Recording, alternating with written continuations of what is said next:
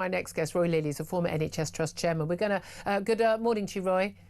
Good morning, Julia. Apologies for that. We've had a bit of a ruck about migrant policy, as I'm sure you were hearing. I was watching. Now, I want you to be gentle with me. Never with you, never with you. You know you can handle it. I want you to tell us a little bit about this policy announcement from Keir Starmer unveiling this virtual hospital service. A, what is it? And B, will it actually change our lives at all? What it is that some of the dialogues that you would go to hospital have, like, for example, let's say you've had a hip operation and then you go to the outpatient's appointment post-operatively and you take your day off work, you spend a fortune to park your car, you traipse through the outpatient's department, you sit there, it's running late for 3 hours, you get called in and they say, "Oh, Mr. Lilley, how's your hip? Fine. Any pain? No. You sleeping all right? Yes, fine. Let's have a look at the wound. Yes, terrific. Thanks very much. Come back in 3 months." You can do that with a selfie on the phone. Yeah. So it's that chunk of what we call the care pathway, which they will carve out and put on the phone. A bit like GPs now. A third of all GP appointments now are done on the phone, and people love it because, as I say, they don't have to go to the surgery and be coughed all over and take time. So it's very popular. I mean, they're talking about saving 8 million appointments or creating 8 million appointments. Well, I mean, that's 8 million dialogues people have got to have. The surgeon who carried out the operation, not necessarily the specialist, could be a registrar.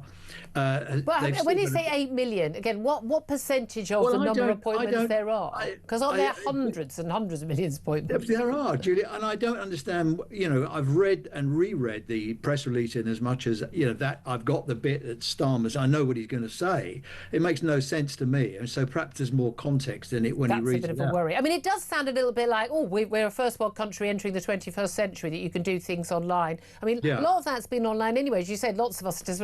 And do I really need to go into the GP to have this very short conversation, or can I just frankly write an email? I think a lot of us prefer that. There are other bits as well. They want to try and get people to make their own appointments. And then actually in the 10-year plan, the NHS 10, which has just come out, they're talking about people self-referring to and that's not a great idea. I think that's definitely better, because we know we've got the worried well. We've got people who just permanently want to either a GP appointment or NHS consultant, and NHS consultants therefore not being available to see people. I mean, I think what's going to happen. There's going to be a waiting list for online NHS someday. Yeah.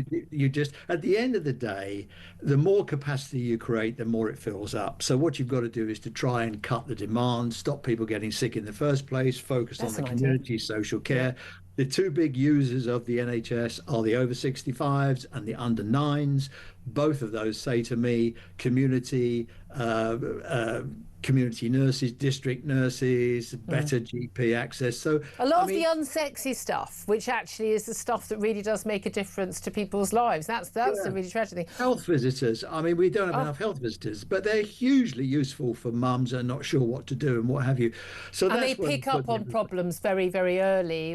Absolutely. Well, again, here's an idea. Maybe if we didn't lock the country down for a couple of years and basically turn off the NHS for 6 months to pretty much everybody who didn't have COVID, maybe wouldn't be in quite the mess we're in. But what do you make of the criticism? Well, I know they're going to bring it up in Wes Street, and the Health Secretary is speaking, saying, Nigel Farage is coming for the people who make the NHS. He said he was a snake oil salesman and a con artist, and talking about how basically how they're going to I think the Prime Minister is going to say that basically a Farage-run health service would check your pockets before your pulse.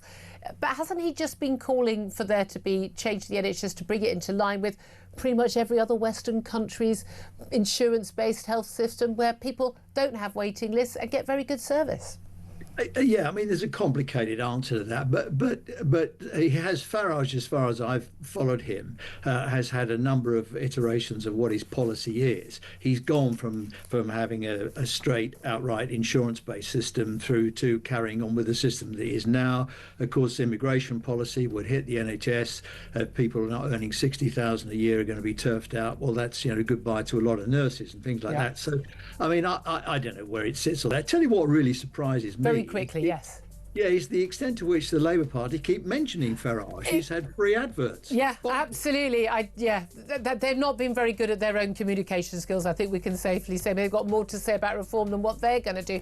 Roy Lilley, thank you very much. I'm so sorry it was so short, but given that you can't really make head or tail of this policy, perhaps we didn't need longer.